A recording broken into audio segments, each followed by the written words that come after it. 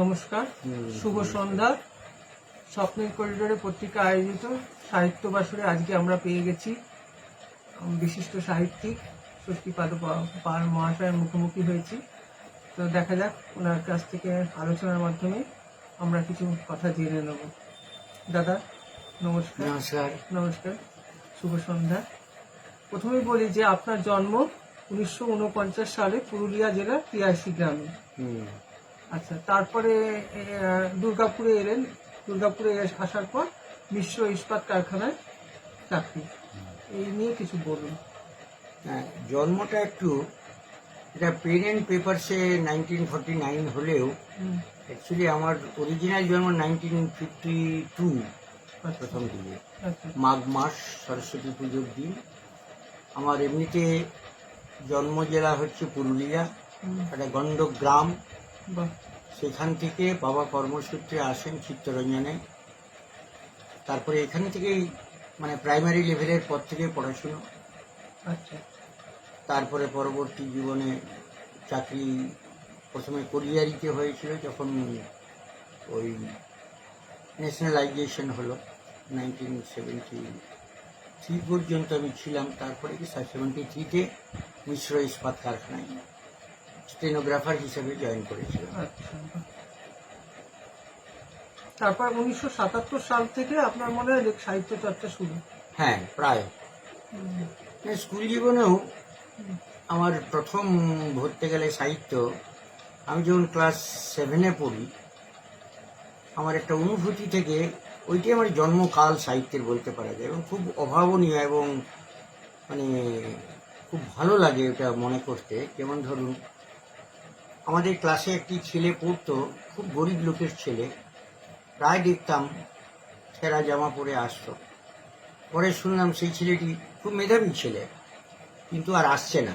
স্যারকে জিজ্ঞেস করলাম, কিছু পড়াশোনা বন্ধ হয়ে গেছে, বাবা বলে গেছে আমি খরচ চালাতে পারছি না, দূর থেকে আমার অভাবের সংসার। তো সেইটা শোনার পরে গায়ে একটা শিহরণ হলো। আমি যেন আমার অনুভূতিতে আমি মা সরস্বতীকে বললাম যে এত মেধাবী ছেলে, তুমি হচ্ছ শিক্ষাদাত্রী, শিক্ষার দেবী, তুমি ওকে একটু দয়া করতে পারো না? এই অনুভবকে কেন্দ্র করে একটি ছড়া লিখেছিলাম।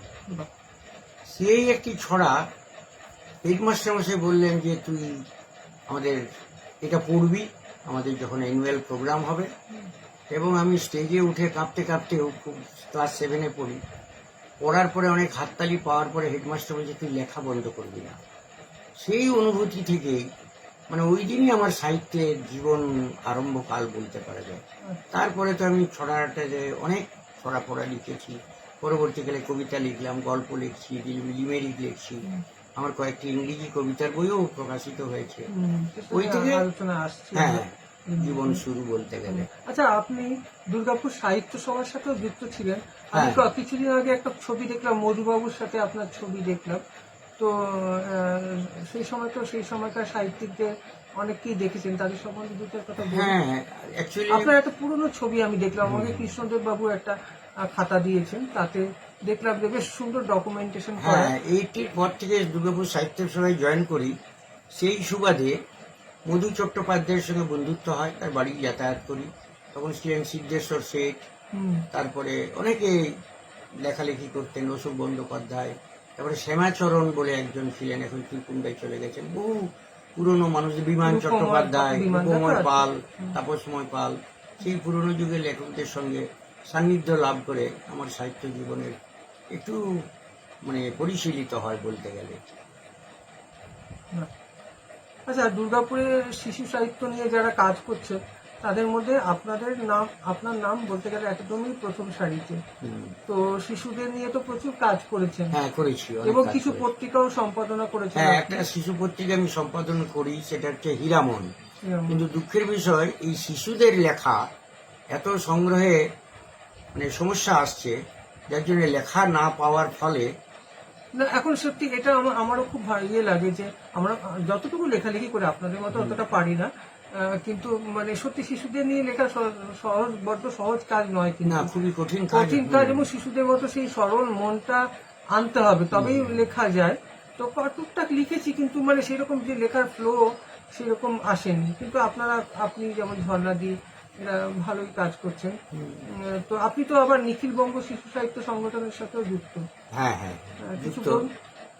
না, শিশু সাহিত্যের উপরে আমার বরাবরই একটা মোহ বিস্তার করেছে মনের মধ্যে। শিশুদের মানসিকতার উপরে বহুদিন চিন্তা ভাবনা করে তাদের মন এবং মননকে পড়ার চেষ্টা করে সেই অনুভবের থেকে শিশু সাহিত্যে একটু বিচরণ করার চেষ্টা করেছি।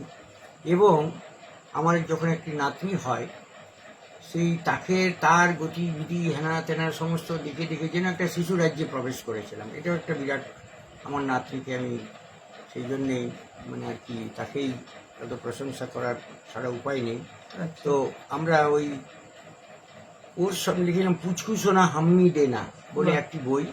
তো ওটা কলকাতা থেকে প্রকাশিত হওয়ার পরে, শিশু সাহিত্য সংসদ থেকে এটা প্রকাশিত হওয়ার পরে বইটি এত তাড়াতাড়ি যে কলকাতা বইমেলায় বিক্রি হবে আমার ধারণা ছিল না। ফলত আরেকটা লিখলাম ওই, একটু বলতো, দু চার লাইন বলতে পারবেন? না ওই লাইনগুলো তো বইগুলো আনিনি। অনেকদিন আগে মনে। হ্যাঁ, আরেকটা লিখেছিলাম পুচকু সোনার হজ বরল। মানে তাদের উল্টো পাল্টা কাজগুলোর মধ্যে যে একটা ব্যাকরণ আছে যেটা আমরা বড়রা দেখতে পাই না, আমি যেন দেখতে পেয়েছিলাম। তাদের ভুল নয়, তাদের খেলাটাকে আমরা ভুল বলে আমরা ঠিক বিচার করতে পারি না। ফলত ব্যক্তি চরিত্র বা ব্যক্তি সক্রিয়তাও অনেকখানি পরিশীলিত হয়েছে। মানে শিশুদেরকে বিচার করা বা দেখা, তাদের সঙ্গে আচরণ করা, তাদের মতো করে কথা বলা, এটা যেন আমার জীবনে একটু এসে গেছে বলেই ছড়াগুলো লিখতে শিশুদের একটু স্বাচ্ছন্দ্য বোধ করি বাহ। এবং এটা খুব ভালোও লাগে। দুর্গাপুরে আর কারা কাজ করছে এরকম বলে আপনার মনে শিশু হয়? সাহিত্যে বলতে গেলে কয়েকজন খুব সীমিত। শিশু সাহিত্য বলতে গেলে বাচ্চাদের লেখার মধ্যে আমাদের বিষ্ণু সামন্তের নাম সর্বাধিক। বিষ্ণুরা তো অনেক। উনি লিখতেন কিন্তু এখনো উনি থাকছেন না, রিটায়ারমেন্টের পরে শান্তিনিকেতনে থাকছেন। তারপরে আমাদের বিনয়বাবু কিছু লেখেন, বিনয়েন্দ্র কিশোর, সতীশ বিশ্বাস কিছু লিখছিলেন, তাপসময় পালকের নাম করতে হয় শিশু সাহিত্য। বাকি ঠিক চোখে পড়ার মতো না। ঝর্ণা দিও আছে। ঝর্ণা দিও লেখেন কিন্তু বড়দের বেশি লেখেন। আচ্ছা। তো শিশু সাহিত্যের বিচরণ করতে কৃষ্ণা আমার খুব ভালো চৌধুরী, লাগে। কৃষ্ণা চৌধুরী। হ্যাঁ, উনিও অনেক গল্প টল্প লিখেছেন, কৃষ্ণা চৌধুরীও লিখেছেন এবং সবারই সঙ্গে যোগাযোগ আছে। সেই জন্য ছোটদেরই আমার ছড়া গ্রন্থে প্রায় 15 থেকে 16খানা ছড়া গ্রন্থ ইতিমধ্যে প্রকাশিত হয়েছে। আচ্ছা। না, আমি যে বলছি যে তাহলে আপনি ছড়া, গল্প, কবিতা হ্যাঁ, এটা লিখেছেন। ছোটদের এছাড়া কি, গল্প কবিতা এছাড়া ছাড়াও কি বড়দের জন্য আমার 3খানা। প্রবন্ধ কিছু লিখেছেন কি? না, প্রবন্ধ এই লেখা হয়নি। হুম। লিমেরিক লিখেছি বড়দের জন্য। আচ্ছা, লিমেরিক তো একটা বই আপনার হ্যাঁ, প্রকাশ হলো। লিমেরিকের বইটা কি একটা দেখা? বই আছে। লিমেরিক বইটা আমার কাছে নেই এখনো। এই বইটা তো না, এটা তো একটু পলিটিক্যাল খুচরো কথার ছড়া, মানে বড়দের জন্য। সেটা লিমেরিক হচ্ছে, বইটা তো আমাদের পত্রিকার প্রকাশের দিন প্রকাশ হলো এবং বেশ হ্যাঁ। ভালো নাম, অনেকে।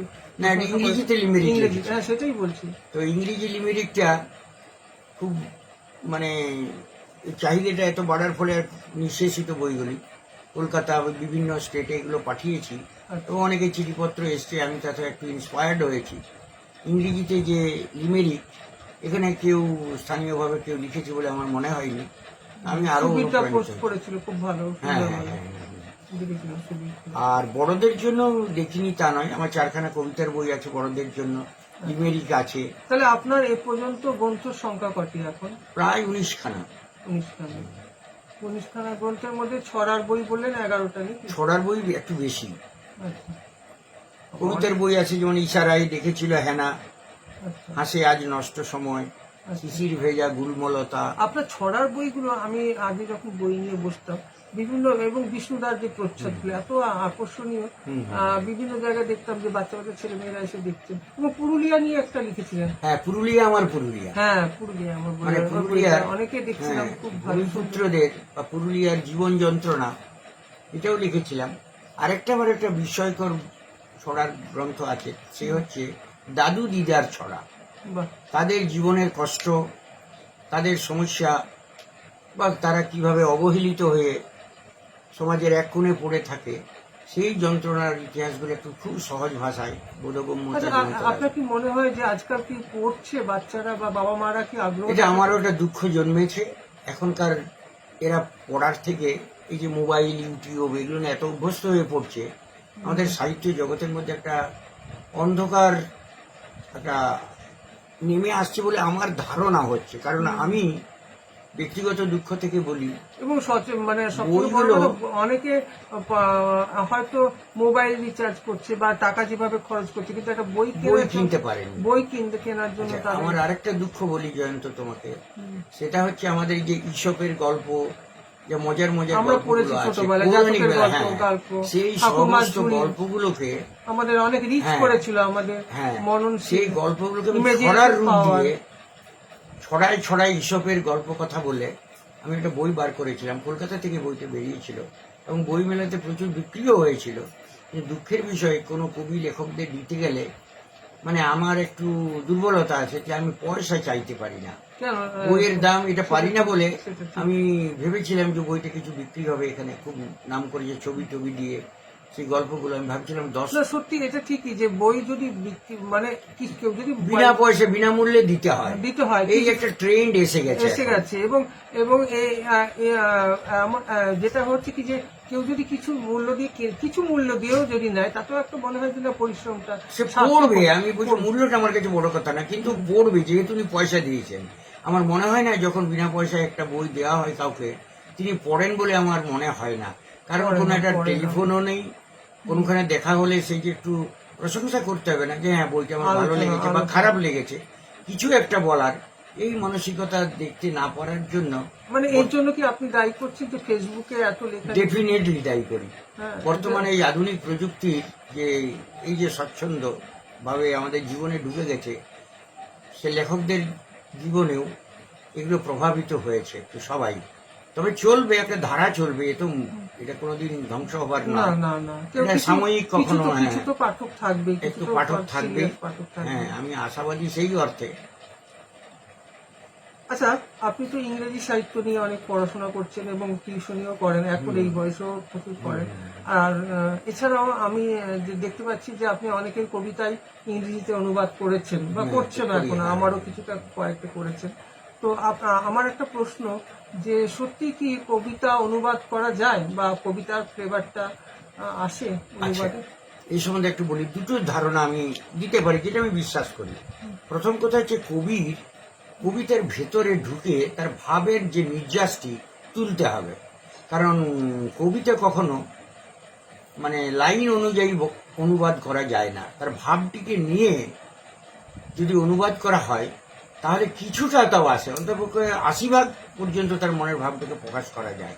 কারণ আমিও অনুবাদ করার সুবাদে আমি এটুকু আমার মনে হয়েছে, কবিকে না বোঝা পর্যন্ত, কবির কবিতার ভাবটি না বোঝা পর্যন্ত অনুবাদ করা উচিত হবে সেটা না। আপনি আমাকে অনেকবার ফোন করে বলেছি, যেহেতু আমার একটু কবি ভাবনাটা আছে, আমি চেষ্টা করি ওই যে সত্যি কোনো মানে অনেকের, আপনি যেটা বলছিলেন যে আজকাল কেউ কবিতা শোনেও না অনুষ্ঠানে, না না না সেই ভাবটা নেওয়ার চেষ্টাও করে না, সেটা আপনি একদিন আমাকে ফোনে দুঃখ করে বলছিলেন অবশ্যই। না, এটা কিন্তু বাস্তব সত্য, এবং এই প্রসঙ্গে আমি সবাইকে বলতে চাই, ধরুন একজন কবি, যেমনই কবি হোক না কেন, তিনি নিমন্ত্রিত হলেন, সভা মঞ্চে কবিতাটি পড়লেন, সবাই কিন্তু অভ্যেসে হাততালি দেয়, খুব ভালো না মানে বলতেই হবে, এটা একটা ভদ্রতা বলেই, কিন্তু উনার ওই কবিতার বোধগম্যতা কতখানি হয় বলে মনে আসলে করেন? আরেকটা জিনিস আমার মনে হয় যে এত কম সময়ের মধ্যে, মনে করে 50 জন কবিতা পড়বে, সেখানে এত ভিড়, সেখানে অবশ্য ভালো করে শোনাও যায় না। না না,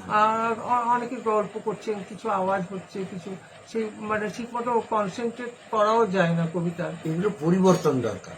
আমি এক হয় হয় সিলেক্টিভ 10 জন পড়ুক বা 5 জন কবিতা পড়ুক। হ্যাঁ, এই প্রসঙ্গে আমি একজন কবিকে বলেছিলাম, একটি সভা যারা করেছেন, মঞ্চস্থ করেছেন, যে 10 জন কবিকে তোমরা টেনে নাও, তাদের কবিতাগুলো হাতে নাও এবং একজন সমালোচককে ডেকে উনি কবিতাটি পড়ে গেলেন, আপনারাও আগে থেকে পড়লেন, আপনার বোধগম্যতা থেকে বা কবিতা কিরকম, কবিতার সম্বন্ধে দু একটি কথা বলুন, তাহলে কবি যেমন অনুপ্রাণিত হবে, পাঠকরাও কিছুটা শান্তি পাবে এবং তাদেরও একটা আগ্রহ জন্মাবে।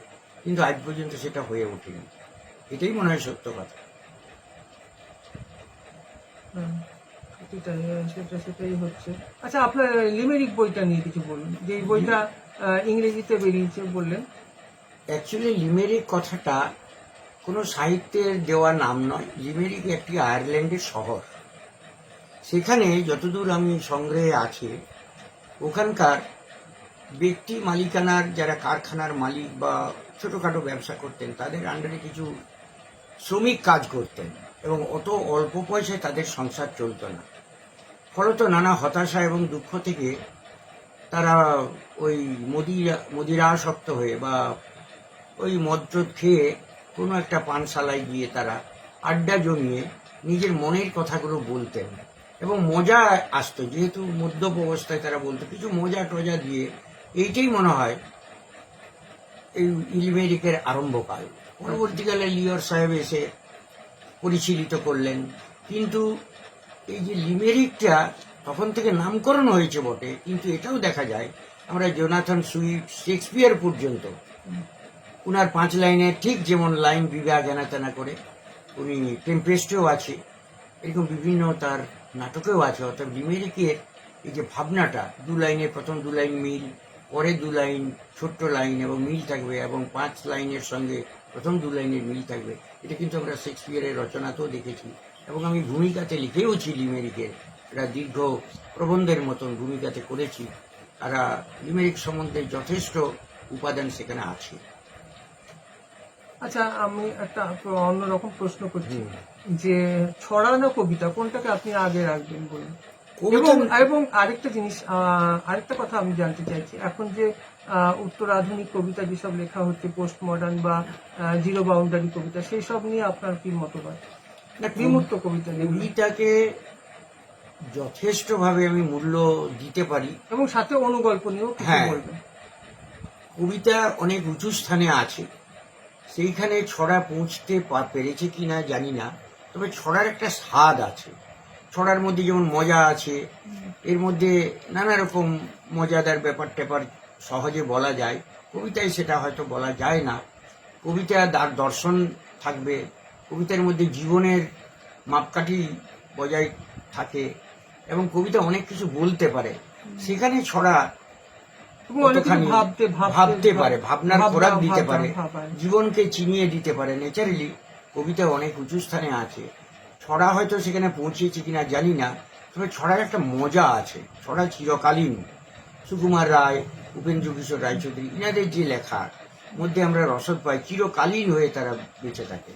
এবং ছড়ার মতো দর্শন যে দেওয়া যায় না তা নয়। সুকুমার রায়ের যেমন ধরো হেড অফিসের বড়বাবু, লোকটি বড় শান্ত, তৎকালীন যে সামাজিক অবস্থায় অফিসের বড়বাবুদের বা কেরানি কুলেরদের মধ্যে একটা অভ্যাস, সেগুলো উনি প্রকারান্তর দিয়েছেন। কিন্তু শিশুদের সেই পর্যন্ত না পৌঁছালেও চলবে, কিন্তু তার মধ্যে একটা প্রচ্ছন্ন ভাব উনি দিয়ে রেখেছেন।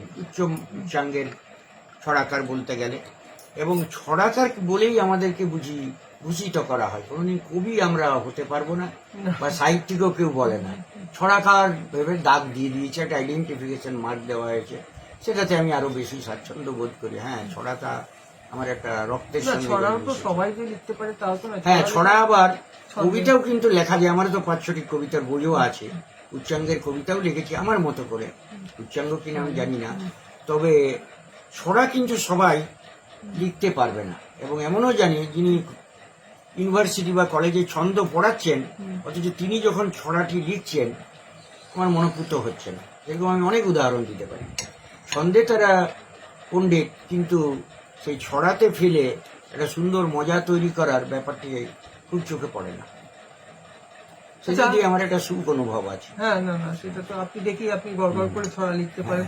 এবং দুর্গাপুরের সাহিত্য গ্রুপেও আমি দেখেছি যে আপনারা সীতানাথ বাবুর মধ্যে তর্ক দুজনে পরপর লিখে। হ্যাঁ, না না, ঝগড়া বলছি না, ওটা বেশ মজার লাগে। আচ্ছা, একটু অন্য প্রসঙ্গে যাচ্ছি। আপনি কি কোনো রাজনৈতিক মতদানে বিশ্বাসী? এবং আরেকটি প্রশ্ন আমার, যে রাজনীতির সঙ্গে কি সাহিত্যের কোনো সম্পর্ক আছে? যথেষ্ট আছে। এবং সাহিত্য দ্বারা কি সমাজের বদল সম্ভব? একদমই সম্ভব। উন্নততর সাহিত্য মানুষকে একটা পথের সন্ধান দিতে পারে। সাহিত্যিকদের সেরকম দায়বদ্ধতা নেই যে লেখার না। পৃথিবীতে সমাজ বদলের ক্ষেত্রে সাহিত্যিকের অবদান অনস্বীকার্য, এবং সাহিত্যিকরা বেঁচে আছেন বলে এখন হচ্ছে, এখনকার দিনে সামাজিক একটা ভারসাম্য এখনো বজায় আছে বলে আমি মনে করি। এখন কি আমি তো দেখেন যে প্রতিবাদী সেরকম কিছু শঙ্খ ঘোষ ছিলেন, এক সময় শঙ্কর ঘোষ অনেক কিছু করতেন বা অনেক প্রতিবাদের লেখা লিখেছেন, কিন্তু সেরকম লেখা কি এখন আসছে সেরকম? না, সেরকম প্রতিবাদ করার মানসিকতা আর দেখা যাচ্ছে না। শাসক দলের কাছে ভয়ে ভীত হয়ে তারা যেন লেখার নিজস্বতাটাকে একদম, কি বলবো, একটা বাজে ভাষায় বলতে গেলে বিকৃত হয়ে যাচ্ছে, এবং তারাও বিকৃত, দুটো বানান আলাদা, এটাও লক্ষ্য করা যাচ্ছে। তো আমাদের চোখ এড়ায় না, আমরাও প্রচ্ছন্নভাবে সেগুলো উল্লেখ করি, আবার অনেক বাধারও সৃষ্টি হতে হয়। যেমন আমি একটা খুচরো কথার ছড়াতে সামাজিক বৈষম্যগুলো এবং শাসক দলের কিছু অসাম্য ব্যাপার ট্যাপারগুলো তুলে ধরে, অবশ্য আমি তাতে অনেক হুঁশিয়ারিও পেয়েছি, কিন্তু দমানো যায়নি। যাই হোক, যেমন ধরো যে কিছু কিছু সামাজিক যেমন ধরো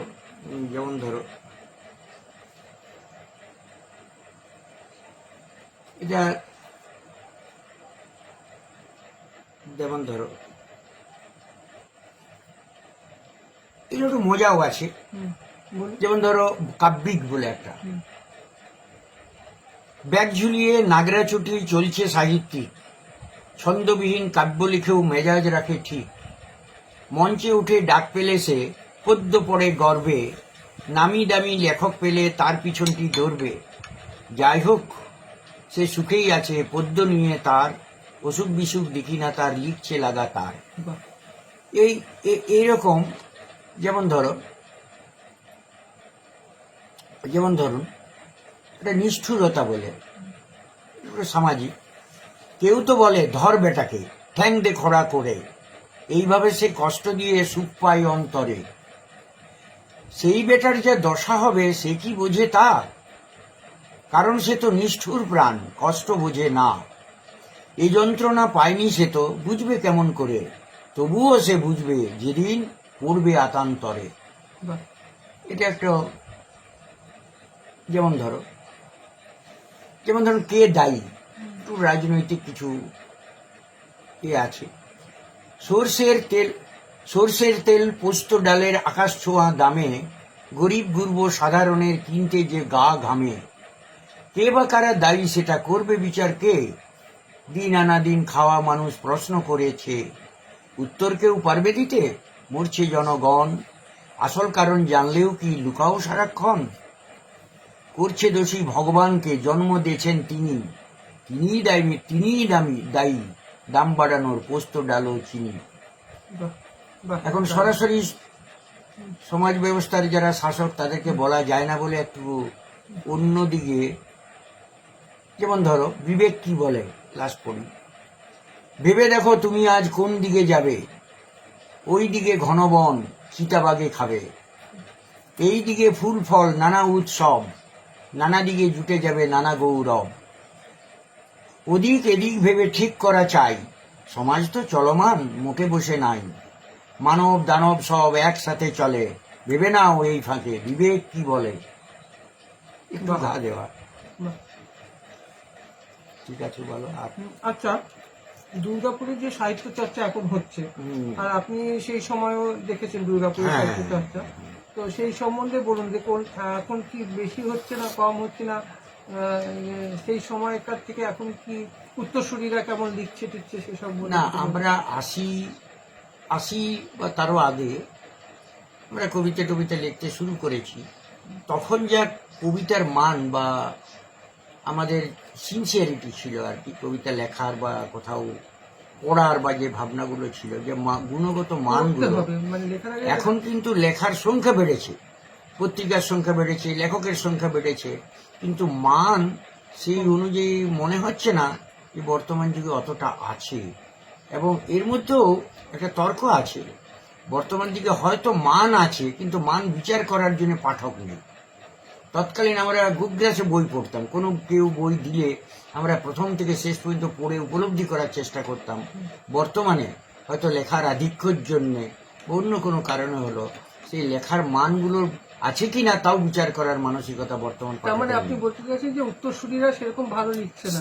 ভালো হয়তো লিখছে, কিন্তু সেটা বিচার করার মানে কেউ জোর দিয়ে বলতে পারবে না, পড়ছেই না মানুষ, খুব কম পড়ছে, লেখকরাও লেখকদের বই পড়ে না, ঠিক আছে। সেটাও স্পষ্ট করে বলছি। এই যে তুমি এত কবিতা লিখেছো, তোমার প্রত্যেকটি বই আমি পড়ি, কিন্তু এইবারে তোমার কবিতাগুলি অনুবাদ করতে গিয়ে তোমার ভেতরে যতটা ঢুকতে হয়েছে, আমার মনে হলো জয়ন্ত তো অনেক উচ্চমানের কবি, না, তো এটা তো আমার আগেও বোঝা উচিত ছিল, না না না সেরকম আগে তাহলে সেরকম করে পড়িনি। তাহলে একজন, আমি এটা খুব আত্মবিশ্বাসের সঙ্গে বলছি, তাহলে এতদিনও তো তোমাকে দেখেছি, তোমার কবিতা পড়েছি, তাহলে আমি অত ভেতরে পড়িনি, বা না। পড়ে উপরে উপরে পড়ে রেখে দিয়েছি। আমরাও সবাই এই দোষে এইবারে তোমার কবিতাগুলো যখন ইংরেজিতে আমি অনুবাদ করতে গেলাম, কবির ভাবটিকে তো বজায় রাখতে হবে, লাইন তো লাইন কবিতা অনুবাদ করা যায় না, ফলত সেই ভাবটিকে বজায় রাখার জন্য বারবার পড়ে চেষ্টা এবং আপনি করেছি। আমরা অনেকবার ফোনও করেছেন। হ্যাঁ, এবং সেইখান থেকে বুঝেছি তোমার মানে স্বকীয়তা বা তোমার কবিতা লেখার যে প্রতিভা। তাই এইরকম না, করে সেরকম সবাই কিছু যদি বুঝতো, তবুও সাহিত্যের ক্ষেত্রে একটু আমাদের সাহিত্য বন্ধুদের সংখ্যাও বাড়তো, তাদের সঙ্গে যে বন্ধুত্ব সেটাও বাড়তো। আমার মনে হয় সব যেন উপরে উপরে ছোঁয়াছুঁয়ি ব্যাপার ট্যাপার করে সাহিত্যের একটু একটা ধ্বংসাত্মক দিকের দিকে একটু যাচ্ছে। এত তো বই ছাপানো হচ্ছে, তো এই যে আমি একটা শিশুদের ম্যাগাজিন করি, লেখাই পাচ্ছি না দুর্গাপুরের শিশুদের লেখার মতন, যে এখানকার স্থানীয় কিছু লেখা লিখবো, কলকাতা থেকে, আসাম থেকে, শিলচর থেকে লেখা সংগ্রহ করে দাও, একটু পাঠাও, তাও আর শিশুদের মতন মনোযোগী হচ্ছে না, কিশোরদের মতো হয়ে যাচ্ছে। শিশু পত্রিকা জন্য ঝর্ণাদিও আমাকে প্রায় বলে হ্যাঁ, লেখা দাও শিশু লেখা দাও, পত্রিকা। এবং লিখতে গিয়ে আমি ভাবতে ভাবতে আমি লিখি, দু একটা লেখা দিয়ে দিতে হয়, কিন্তু আমি তখন বুঝি যে সত্যি শিশুদের জন্য লেখা খুব সহজ ব্যাপার নয়। আচ্ছা, আপনার প্রিয় কিছু সাহিত্যিকদের নাম বলুন দুর্গাপুরে। দুর্গাপুরের প্রিয় সাহিত্যিক বলতে, কাছে তুমি তো একজন আছো। না না, আমি সাহিত্যিক নই, আচ্ছা, আমি নই। দ্বিতীয় কথা, কবিতার ক্ষেত্রে কবিতা, গল্প, প্রবন্ধ, বলছি, যেমনই হোক। কবিতার ক্ষেত্রে প্রথম জায়গায় আমার নাম হতে মানে অরণ্যা সরকারকে আমার কবিতাগুলোর মধ্যে একটা প্রাণ খুঁজে পাই। খুব ভালো লেখা। বিমানবাবুও ভালো লিখছেন, বিমান মাঝি। ব্রজ সরকারও লিখছেন, কিন্তু বড় দুর্বোধ্যতায় অনেকে ধারে কাছে পৌঁছতে পারবে না। তোমার কবিতা বোধগম্য। সুবোধ ঘোষ, উনিও বেশ বোধগম্যতার মধ্যে লিখছে। কৌশিক, সেও ভালো লিখছে। না, বড়দের এই মধ্যে। এই দুর্বোধ্যতা নিয়ে অনেকেই বলে যে না, পাঠককেও দীক্ষিত হতে হবে। হ্যাঁ, না সে তো বটেই। কিন্তু আমার আমার যেটা মনে হয় যে যে কবিতার গ্রহণযোগ্যতা যতটা বেশি, সেটাই কিছুটা সার্থক কবিতা রূপে প্রকাশ হয় কি। কিছুটা হয় বই কি, নিশ্চয়ই। সার্থক কবিতা না হলে তার বেঁচে থাকার ব্যাপারটি এটার সঙ্গে জড়িত। যেমন এক সময় প্রভাত চৌধুরী একবার আমাকে বলেছিলেন যে দেখো, কবিতা পাক্ষিকে লেখা লিখেছিলাম অনেক সময়, উনি অনেক সময় আমাকে বলেছিলেন যে দেখো, যে মানুষের সবকিছু তো চেঞ্জ হয়ে যাচ্ছে, আমরা তো এখন আর ধুতি পরি না, সেই রকম পাঞ্জাবিও পরি না, তো প্যান্ট শার্ট পরি, হাফ প্যান্ট পরি, শর্ট পরি, কবিতাও সেই রকম চেঞ্জ হবে। হ্যাঁ, কবিতার মধ্যে হ্যাঁ মডার্নিটি এসছে, যেমন সুরিয়ালিজম, এটা একটা মডার্ন, তাও তো ভালো লাগে, তো ভালো লাগে হলেও মানে সেখানে আমাদের কিন্তু জীবনে একদম নাকি postmodern। কাঠিন্য বেড়েছে, সমস্যা বেড়েছে, মানুষ সে দিশা খুঁজে পাচ্ছে না, তাহলে কবিতার মধ্যে সরলতা থাকবে কি করে? সেই জন্য একটু জটিলতার আশ্রয় মানুষ নিচ্ছে, একটা যুগোপযোগী করার চেষ্টা করছে না তা নয়, কবিরা ভাবছেন, লিখছে, কিন্তু পাঠকের কাছে বর্তমানে এই প্রযুক্তির মানে উন্নতির ফলে আমার মনে হয় পাঠক অতটা পড়ছে না কারো, এই না পড়ার ফলে সাহিত্যের একটু এবং যতটুকু পড়ছে কবি সাহিত্যিকরাই পড়ছে, পড়ছে, হ্যাঁ, অন্য কেউ সাধারণ পড়ছে না। আমরা যেমন স্কুল লাইফে লাইব্রেরিতে বই আমাদের একটা তাহলে আমাদের বলুন, তাহলে লেখে আমাদের কি লাভ? এবং অনেকে বলে যে আমার যদি 10টা পাঠকও থাকে তাও ঠিক আছে, তবু আমি এরকম লিখব। আমরা স্কুল লাইফে জয়ন্ত অবাক হয়ে যাবে, কড়ি দিয়ে কিনলাম বিমল মিত্রের বই কিনেছি, বিভূতিভূষণের বই লাইব্রেরি থেকে এনে বাবা মায়েরা খুব উৎসাহ দিতেন। বললাম আমার পড়া হয়ে গেছে, এগুলো পড়ি না। তাহলে এখনকার ছেলে আমার মনে হয় না, ইংলিশ মিডিয়ামের আধিক্যও হতে পারে, কোনো বাংলা, গজেন্দ্র মিত্রের নাম জিজ্ঞেস করো তো, একটা পাস করা ছেলে, একটা গ্রাজুয়েট ছেলেকে, বর্তমান প্রজন্মের, উনি নামই শুনেন। আমরা গজেন মিত্রের লিখেছি, নিমাই ভট্টাচার্যের বই পড়েছি, তারপর শিক্ষেন্দ্র মুখোপাধ্যায় বর্তমান দিনে। হ্যাঁ, তখনকার এই পড়াশোনার ব্যাপারটা এখনকার প্রজন্মের ছেলে কোর্স বুক ছাড়া, পাস করা ছাড়া, র্যাট রেসে ছুটে যাওয়া ছাড়া, এই যতদিন মানুষ পড়বে, টিউশন করছেন, হ্যাঁ, সেই ছেলেগুলো তো নাম শরৎচন্দ্রের ছবিকে দেখে তারা অন্য লোকের নাম বলছে, অদ্ভুত ব্যাপার, এত পরিচিত নাম। শরৎচন্দ্রকে চেনা না, পাঠ্যপুস্তকে নেই বলে। যেহেতু ইংলিশ মিডিয়ামের ছেলেদেরকে পড়াই বলে তাদের বাংলার যা নলেজ সে তো কর্তব্য নয়। আচ্ছা, এবার একটু অন্য প্রসঙ্গে বলো। একদম আমরা শেষের দিকে চলে এসেছি প্রায়। দুর্গাপুর শহরের নিয়ে কিছু বলুন, দুর্গাপুর শহরের ভবিষ্যৎ নিয়ে করুন। সেই সময় দুর্গাপুর আর এই এখনকার দুর্গাপুর কি কিছু পরিবর্তন দেখছেন? দুর্গাপুরে চাকুরি জনিত যে একটা সভ্যতা, আমরা আমি চাকরি সাহিত্য বাদ করছি, দিয়ে হ্যাঁ, বলছি, সাহিত্য বাদ দিয়ে হ্যাঁ। বলছি, এখানকার ছেলে মেয়েদেরকে নিয়ে বসবাস করা, তাদের শিক্ষাদানের জন্য যে একটা ঢেউ চলতো, অনেক চাকরি, ডিএসপি, এসপি বা বিভিন্ন কারখানাগুলো লুকে লুকে ভর্তি, তখন একটা উন্নত মানের সমাজ জীবন গড়ে উঠেছিল। মাঠে মাঠে ছেলেরা খেলা করত, মণিমেলা চলতো, শিক্ষার একটা জোয়ার বিরাট ভাবে এসে গেছিল। এগুলো তো লোক বর্তমান কমে গেছে। যুগে যেহেতু সাহিত্য টাহিত্য এই চাকরি কমে গেছে একদম, দ্বিতীয় কথা ব্যবসাটা বেড়েছে বিভিন্ন কেন্দ্র করে, ফলত শিক্ষার মানটা বেড়েছে, কিন্তু সেটা আমাদের বাংলা মিডিয়াম এগুলো ডুবে যাচ্ছে। 3টি মাত্র স্কুল স্কুলগুলো তো দেখো, বন্ধ হয়ে গেল, স্কুলগুলো DSP স্কুলগুলো এত ছেলের ভালো- আন্ডারে, আমাদের ছেলে মেয়েরা ধরুন বাংলা আমরাও তো মিডিয়ামই DSP পড়েছে, স্কুলে পড়েছি, হ্যাঁ। কিন্তু তারা কত মানুষও হয়েছে। ভালো ছিল, কত কালচারাল হ্যাঁ। প্রোগ্রাম হতো। সমস্ত হাই স্কুল, আকবর রোড থেকে আরম্ভ করে সমস্ত স্কুলগুলো বাংলা মিডিয়ামের সব বন্ধ, এবং প্রাইভেটাইজেশনের ফলে কিছু ইংলিশ মিডিয়াম যারা উচ্চবিত্তশালীদের জন্য বিরাট টাকা না, মাইনে আমার দিয়ে যারা বক্তব্য পড়াশোনা এগুলো করছে। ইংলিশ মিডিয়ামও তো করা যেতে পারত। ইংলিশ মিডিয়ামও করেছিল, ডিআইসিবি বলে এরাও করেছিল, সেলও চেষ্টা করেছিল, কিন্তু সেখানে যেহেতু বাংলা টিচারদের পুরনো টিচার দিয়ে পড়ানো সেই মানগুলো রাখতে পারেনি বলে ওরাও বন্ধ হয়ে যাচ্ছে দিনকে দিন।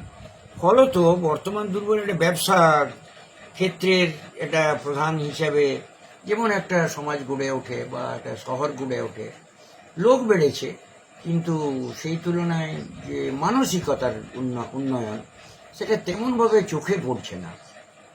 আত্মকেন্দ্রিকতা, হ্যাঁ, তারা মানুষের প্রতি মানুষের যে একটা কাছে টেনে নেওয়ার মনোভাব সেই সময় ছিল। পাড়ার একটা আমরা culture ছিল। 89-এ পাড়াতে সব মেয়েরা আড্ডা মারতো, এখন যেহেতু টিভির কল্যাণে সিরিয়াল ঢুকে গেছে, মানুষ একটু ঘরে ঢুকে যাচ্ছে, ফলত মিলন না হলে কারো সাহিত্য, খোঁজও রাখছে না। হ্যাঁ, এটা কারো বই বেরোলে একটা গোটা পাড়ায় মানে উল্লাস বেরিয়ে যেত, উনি বই লিখেছেন, তাকে একটা সম্মান দেওয়া হতো। এখন সেই সব ব্যাপারগুলো যেহেতু একটু পুরনো যুগের বলে এই নতুনের সঙ্গে ঠিক অঙ্কটা মেলাতে পারছি না, এটা একটা সমস্যার দিক। তবে লেখা হচ্ছে, আগের থেকে তুলনায় লেখা অনেক বেড়েছে, মান হয়তো একটু কমেছে, এটা একটা ধারা চলবে, কিন্তু মানুষ পড়ছে না, এটা আমার প্রচন্ড একটা দুঃখের দিক আছে। মানুষকে আরো বেশি করে পড়তে হবে এবং পড়ানোর আপনাদেরও- জন্য যে আমাদেরও ইনফ্রাস্ট্রাকচার দায়িত্ব। দরকার সেটাও কেমন ভাবে এই চিন্তার বিষয় আর কি। যাই হোক, অনেকটা আজকে খুব সুন্দর আমরা আলোচনা হলো, অনেক কিছু জানতে পারলাম আপনার থেকে। আপনি এই বয়সেও ভীষণ সচল হ্যাঁ। এবং নানান কর্মকাণ্ডের সাথে যুক্ত। হ্যাঁ, কিভাবে এত ফিট থাকেন বলুন?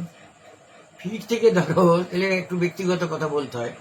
যেমন আমি 30 বছর ধরে মাংস খাইনি, আচ্ছা। মাছ মাংসে আমার অত ইয়ে নেই, আমি একটু ফ্রুটসের দিকে, একটু ওটস ফোটস, বাদাম, তারপরে ছোলা, এইসব নানা রকম করে গাঁওয়ালি খাবার খেয়ে কিন্তু এখনো ঈশ্বরের ইচ্ছায় এই 76 বছর বয়সে এখনো প্রেসার সুগার ধরেনি, কোনো বাবারে। ওষুধ খাইনি। বাহ, এইটা আমার একটু জীবনাচারটা, জীবন যাপনটা একটু অন্যরকম, খুব অর্ডিনারি, খুব পরিমিতি বোধ। পরিমিতি বোধের মধ্যে ঝর্ণাদির খাওয়া দাওয়া করি, ক্ষেত্রেও একটু দেখেছি। হাঁটাহাঁটি করি, একটু সুস্থ মানসিকতায় থাকি, পরে সমালোচনা হেনা তেনা এইসবগুলো নেই বলে ভালো মানুষদের সঙ্গে মেশার চেষ্টা করি, ফলত এই পজিটিভ একটা রেডিয়েশন মনে হয় যেন আমার মধ্যে। এবং এইটাই আমি সকলকে অনুরোধ করব, আপনারা এই যে মাছ মাংস মদ হেনা তেনা আড্ডা আড্ডা এইসবগুলো ছেড়ে যদি একটা সুন্দর সুস্থ জীবন যাপন করা যায়, তাহলে কিন্তু শরীরটিকে ডাক্তারকে পয়সা না দিয়ে বরং সেটার জন্য একটু ভালো খাবারের দিকে নজর দেয়, আমার মনে হয় সবাই সুস্থ থাকবে। এবং একটু ভালো লিখতে গেলেই দেবে একটা আনন্দের জায়গায় চলেছে। আমি এটা কোনো অনুগল্প লিখছি, কালকে যেমন গোটা 3 আমি অনুগল্প লিখেছি, বাহ, লেখার পরে এত আনন্দ হলো মনে হচ্ছে আমি যেন গঙ্গা স্নান করে উঠলাম, সত্যি তাই। নিজের ঘরে বসেই একটা গঙ্গা স্নান হয়ে গেল, আমার রাতে যেন আনন্দে ঘুম হচ্ছে না। এই ভাবটা কোথায় ছিল? এইভাবে নিজের সঙ্গে নিজে বেড়ানো, গল্প করার মধ্যে দিয়ে একটা আনন্দের জায়গা খুঁজে পাওয়া যায়, সেই জন্য লেখাটা আছে বলেই মনে হয় আমার শরীরটা ভালো আছে। বাহ, এইভাবেই লিখে যান। হ্যাঁ, লিখে যাবো। আমাদের পত্রিকার তরফ থেকে অনেক শুভেচ্ছা, শুভকামনা রইল। তা আপনি খুব ভালো থাকুন, সুস্থ থাকুন। আমাদের আলোচনা এখানেই শেষ করছি। নমস্কার সবাইকে। সবাই খুব ভালো থাকবেন।